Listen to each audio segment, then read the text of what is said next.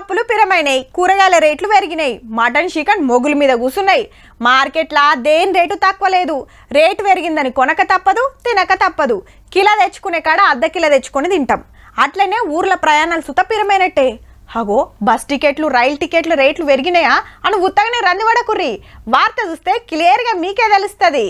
ఓట్లు ఒడిచినాయో లేదో toll gate రేట్లు పెరిగినాయి. 105 రూపాయలు ఎక్కువ కట్టాల్సిందే. ఇక 2 నెలల కిందటనే పెంచుతున్నట్టు సెంటర్ వాళ్ళు చెప్పిండ్రు కానీ ఎలక్షన్ కోడ్ ఉన్నదని ఆపిండ్రు. దేశమంతా ఇంకు రుద్దుడు కాగానే గుంజుడు షురూ చేసిర్రు అన్నట్టు. కార్లు, జీపులు, వ్యాన్లకైతే పోతప్పుడు 5 రూపాయలు, వస్తప్పుడు 5 రూపాయలు ఎక్కువ పడుతుంది. సరుకులు మోసుకపోయే ఆటోలకు 2 దిక్కులకు కలిపి 20 రూపాయలు, బస్సులకు, ట్రక్కులకు 35 రూపాయలు, లారీలు, డీసీఎంలకు 50 రూపాయలు పెంచిండ్రు. పాసల మీద తిరిగేటోళ్ళను తిడసలేదు. 10 రూపాయలు ఎక్కువ వసూలు చేస్తూనే ఉన్నారు. అయితే అటు పోయినోళ్ళు 24 గంటల్లోపు ఇటు వస్తే టోల్ ఛార్జీ 100కి 25 రూపాయలు డిస్కౌంట్ ఇస్తారట.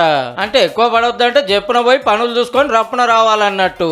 మళ్ళేడు మార్చి 31 దాకా ఇవే ఛార్జీలు. కానీ ఎలక్షన్లు అయిపోగానే టోల్ గేట్ రేట్లు పెరిగినట్టే ఇన్ని రోజులాగా పెట్టిన పెట్రోల్ రేట్లు చూస్తే రాకెట్ ఎక్కుతాయని ప్రచారం నడుస్తుందో.